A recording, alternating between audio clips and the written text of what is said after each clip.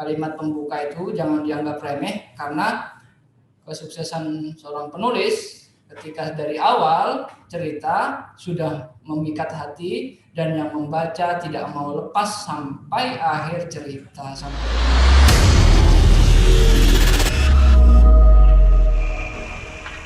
Oke, assalamualaikum warahmatullahi wabarakatuh. Waalaikumsalam warahmatullahi wabarakatuh.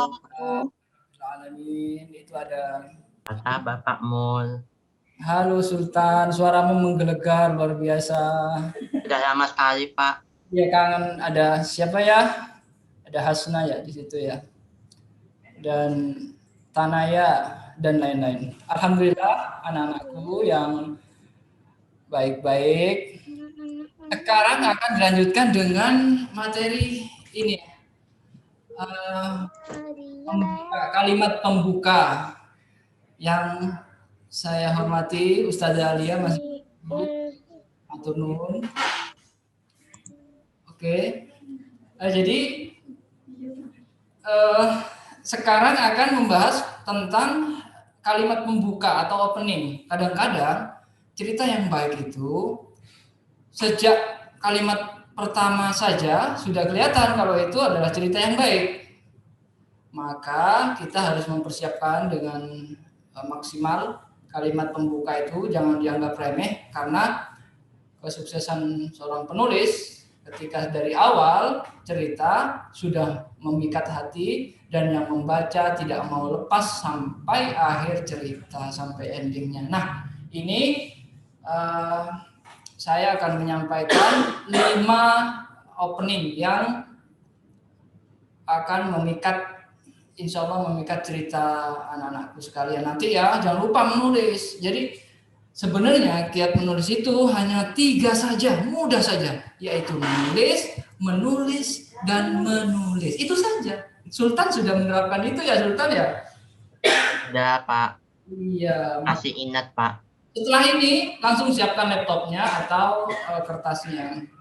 Oke, yang pertama itu membuka cerita dengan teka-teki. Itu versi Pak Mulia, Ustadz Modam.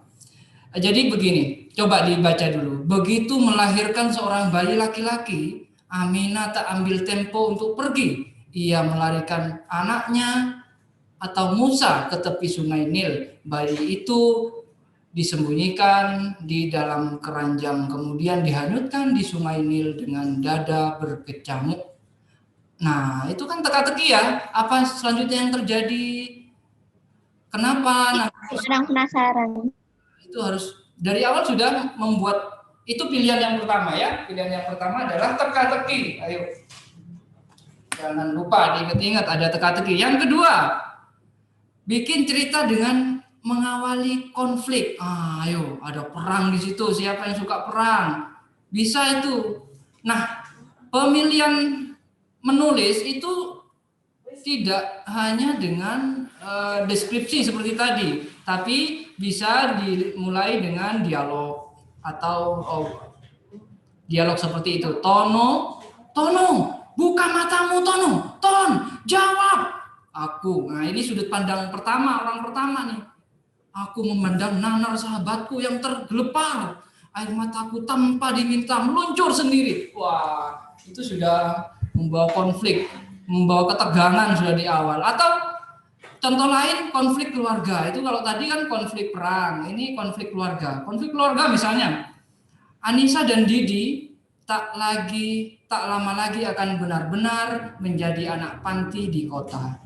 Mungkin nanti sore atau besok pagi, sebab bahtera rumah tangga orang tuanya, Rono dan Rini, siang ini resmi karam, tenggelam, dan hancur.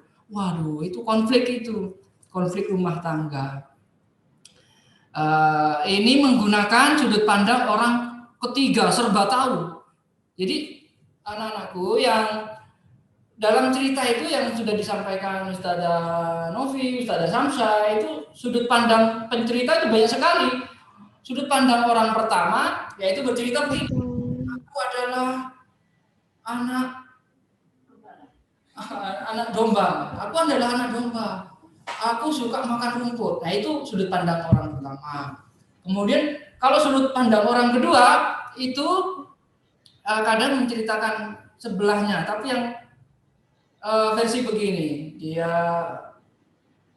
dia adalah istri yang soleha, misalnya, ibu yang baik bagi anak-anak, misalnya.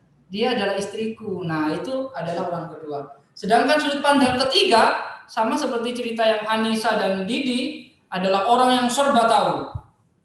Dia orang ketiga yang tidak terlibat sama sekali di dalam cerita itu. Ayo dilanjut. Yang ketiga, membuka cerita dengan momen penting. Ayo, momen penting. Coba dibaca itu. Contoh yang saya sertakan di situ.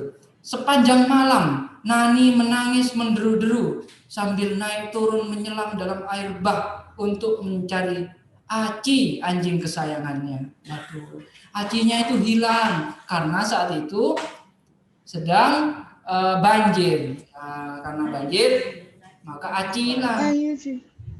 Tadi siang, Nani masih bersenda gurau dengan si Aci sebelum tiba hujan badai tumpah dari langit dan meredam segalanya di kampung Nani. Nah, ini juga sudut pandang orang ketiga. Orang yang menceritakan tapi tidak ada hubungannya dengan cerita itu. Ingat ya? Oke, pembuka yang 4. Buka cerita dengan karakter atau tokoh yang kuat. Nah, ini siapa yang suka Upin Ipin sejak kecil? Upin Ipin sampai sekarang enggak? Ya. Siapa yang tahu Nusa Rara? Sultan. Udah lama, Pak. Saya, Pak. Jadi buka cerita dengan tokoh yang kuat, atau itu ada 4 tokoh Islam di Indonesia yang luar biasa jejaknya, mendirikan organisasi besar. Nah, cara menceritakan tokoh yang kuat ini langsung saja ditembak itu tokoh. Contoh, Kiai Ahmad Dahlan. Dia adalah orang yang ramah, jujur, cerdas. Nah, begitu ya. Atau Upin Ipin. Upin Ipin tumbuh rambut. Itu ceritanya langsung menembak kepada tokoh. Jadi tidak bertele-tele seperti yang sebelum-sebelumnya ya. Langsung menembak tokoh. Nusa. Nah, oke. Jadi ada 5 tadi ya. Ada kok masih 4. Oh, 5 ini. Buka cerita dengan emosi. Jadi anak-anakku, buka cerita dengan emosi. Baik itu takut, berani, sedih, senang. Itu loh. Nah, siapa yang baru saja tahu tentang balada atau korban Nanggala 401? Siapa? Ayo.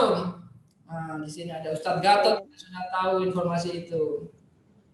Jadi anak-anak, cerita-cerita yang sedih seperti itu pasti dibaca orang. Pasti, sangat pasti dibaca orang.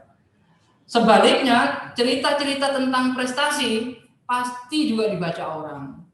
Cara menulisnya adalah bisa dengan menggunakan dialog atau bisa dengan menggunakan deskripsi ya. Jadi kelima kalimat membuka tadi, membuka cerita itu kalian bisa menggunakan deskripsi, dialog atau penggambaran suasana. Ya, tokohnya ingat ya, tokohnya itu pertama sudut pandang orang pertama yaitu menceritakan diri sendiri, sudut pandang orang kedua menceritakan yang berkaitan dengan diri kita tapi kita tidak ada di dalam cerita itu. Contoh menceritakan adik saya, kucing saya, tikus saya atau kelinci saya dan segala macam. Yang ketiga adalah sudut pandang orang ketiga, orang yang sok tahu, semuanya serba tahu. Dia akan mati tenggelam, dia sudah tahu yang menceritakan itu. Baik, yang terakhir ending cerita. Nah, membuat ending itu sebenarnya bisa juga menggunakan 5 tadi itu. Ada teka-teki, ada emosi, ada hal penting, ada yang intinya menutup cerita itu harus dengan membawa serta pembaca. Jadi akhirnya pembaca merasa oh iya ya. Akhirnya si Aci ketemu meskipun tenggelam ketemu, dibawa sakit-sakitan, akhirnya mati. Nggak jadi mati karena dibawa ke rumah sakit dirawat oleh dokter hewan misalnya. Begitu ya. Jadi cerita yang itu tadi harus memenuhi unsur dia itu merupakan happy ending atau tidak bahagia atau membuat orang penasaran dari cerita itu. Itu saja anak-anakku, semoga bermanfaat ya. Kali ini kalian harus benar-benar fokus setelah ini, benar-benar menulis ya, menulis ceritanya nanti temanya akan ditentukan oleh Ustazah Tazkiyah. Maka kalian jangan tidur, harus kuat.